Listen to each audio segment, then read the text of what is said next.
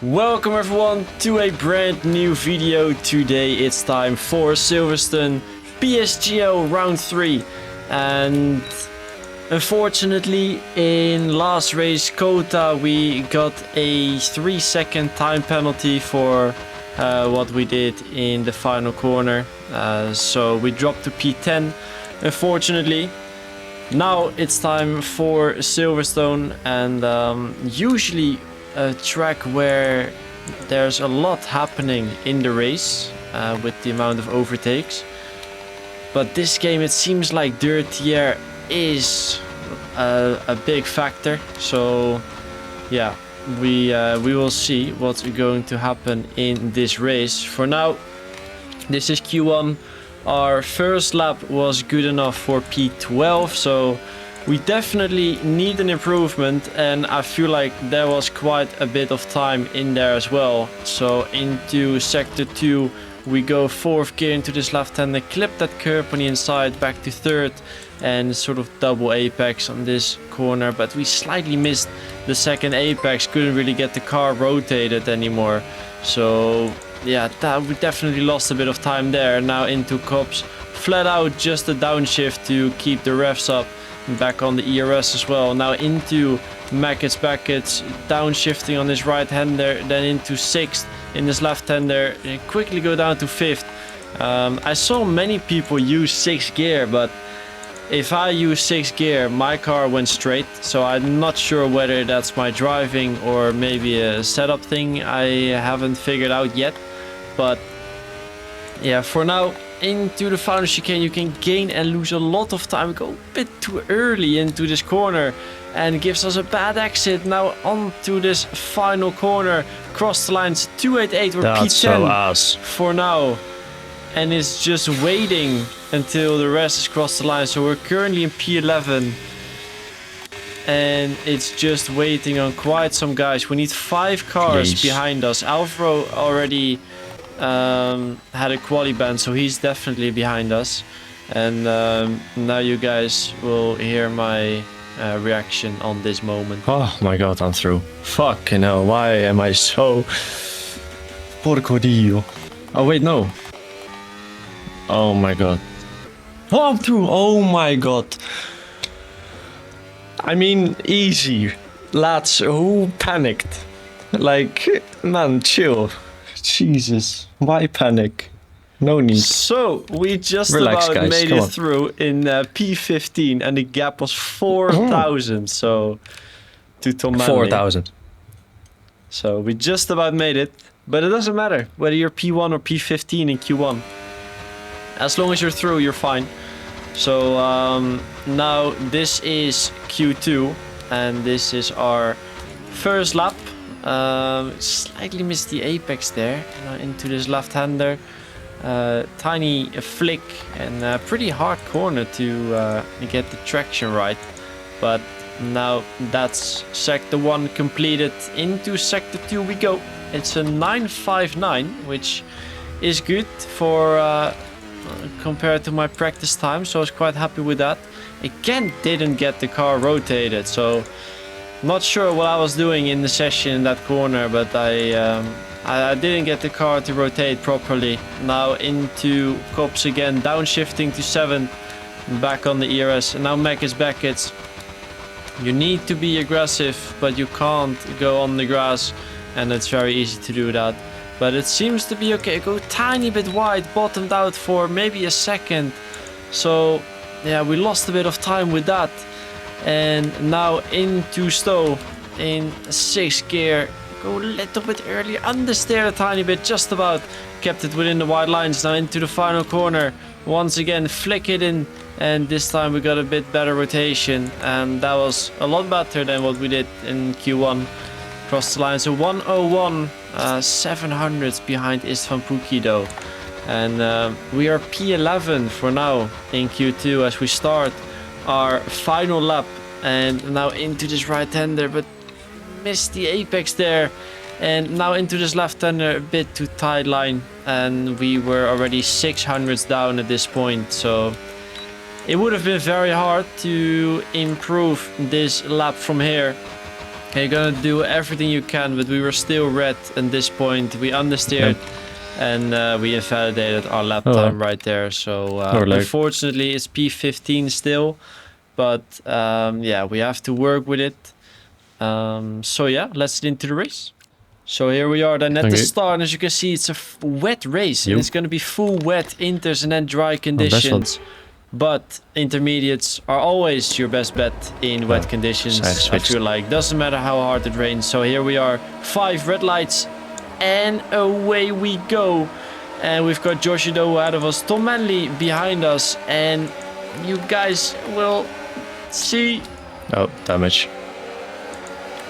That was my front end plate gone already. There's no way. I'm not sure how long we did this race without damage, but I don't think it was very long. But anyway, we're gonna maximize it. Gonna go down the inside of Joshi Doe. Yeah, he keeps it around the side, but we did almost get past someone. But there's Joris Krozen who had a really bad exit. And yeah, once you're off the racing line, there's no grip for you anymore.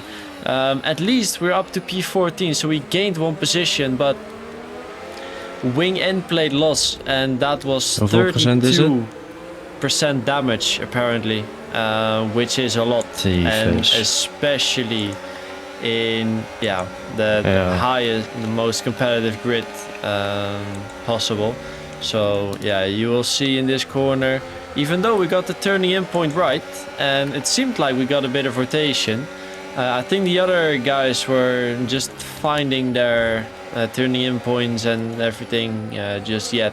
But now you can see they're going side by side, and that's pretty tricky. So I see an opportunity here on the right hand side, but they obviously go a bit wider, so we lose our momentum completely.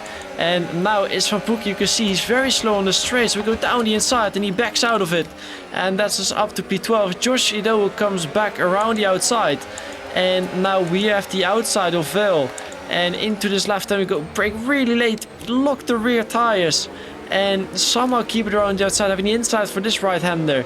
And now it seems like we got the move done still. Up to P12 we go, and we have Rua Pedreño ahead of us on the wets. And yeah, you will see very shortly that those tires are not worth it, even though it said half the race was going to be full wet conditions. You can see on this exit, he has no traction, he has no rotation, he has nothing from those tires. So we're just going to use our battery, and I didn't expect him to fight it too hard, and he also didn't do so. And we got past up to P11, but now people are starting to find a rhythm, and it will be difficult to stay with them. So now, still in lap 6, we managed to stay within a second of Joni Tormola and keep Istvan Pukki behind us. And you can see in the top left as well, Joshi Doe 2.2 seconds behind. So yeah, they might have been battling as well. It seemed like the pace was not too bad, but then at some point after lap 6, Joni Tormola decided to absolutely put on some rocket ship engines, I don't know, and he just blasted away. But we still managed to keep Istvan behind, and it's Joris Krozen in top left. You can see he's already boxing in lap 10, so that's very early. I expected it to dry up, so the temperatures will go up, the wear will go up, and you can see Otis Lawrence, Julian Klaffenblock went into the pits as well. And we are currently in P7, which is not too bad. And then in lap 15, yeah, you can see Istvan Pukki nog steeds meer? Still behind us, and quite some people already went into the box. Okay. And now Istvan Pukki went in as well. I decided to just stay out and hope for some carnage crazy thing to happen. We wanted to box this lap, but now it's is in buiten. Teammate in the pits, and that's Nicolas Longe. And yeah, we were planning to go in that lap, but Tom Manley, who was behind us, went in. So not ideal, but now we're gonna fully send it into the box. It's just Jake Benham and me who stayed out. As you can see, locked every single tire on the car, but we got it stopped just in time. And now it's hoping that the wear will skyrocket and that some people get punctures towards the end of the race. And also that we don't get undercut too much. You can see in the minimap as well, the cars coming around the final corner now. The first guy is Istvan Pukki. He boxed 3 laps before us, so I expected him to be quite far ahead. But you can see he's not even that far away. And also Tom Manley and it's Joris Krozen ahead, and he boxed 8 laps before us. So now we are right behind Tom Manley still with 1 lap fresher tires, but we also still have the front wing damage. We didn't repair it. I decided to just put some extra clicks of front wing on the car, so we do have less straight line speed. The balance is still not optimal. At least we have a little bit more rotation, so not as much understeer. But yeah, it's still not ideal driving wise. We lose straight line speed and you still lose some proper rotation rather than wing damage and high front wing rotation. But you can see Tom Manley got past, and now George Crowe's right ahead of us. He defended the inside line completely, so we're gonna try and go around the outside, but his rear right tire hit our side pod, I think. And that pushed us a little bit wide, so we couldn't get the move done there. And now we have to try again. I heard from my engineer that I do have more battery, so I try to get closer. He defends the inside line, so we just about couldn't get past there. And I did feel like we have a pace advantage with the 8 lap pressure tires we have.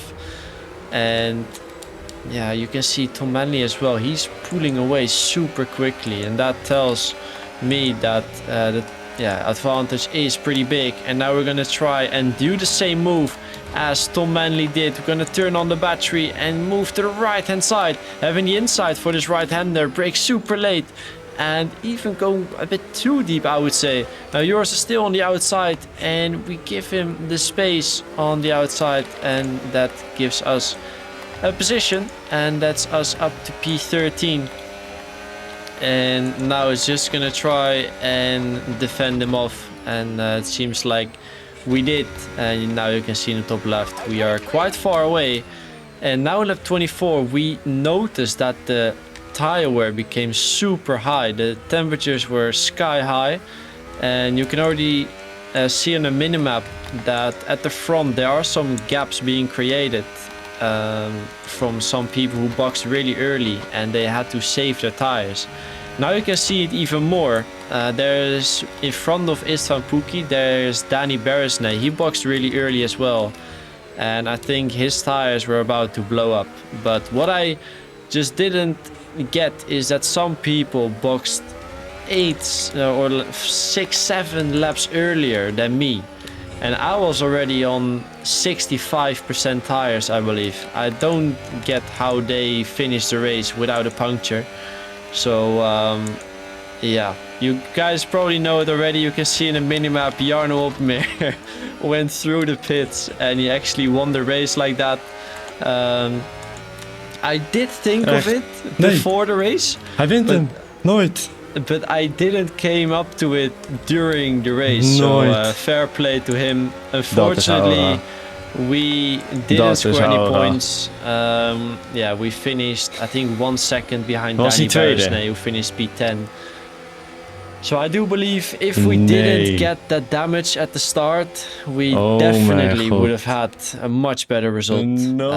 Surely some points here, but yeah, it is what it is. We just got to be more careful to not get damage and lose crucial points like that. So it is what it is. Hopefully you guys enjoyed the video, and I'll see you guys in the next one.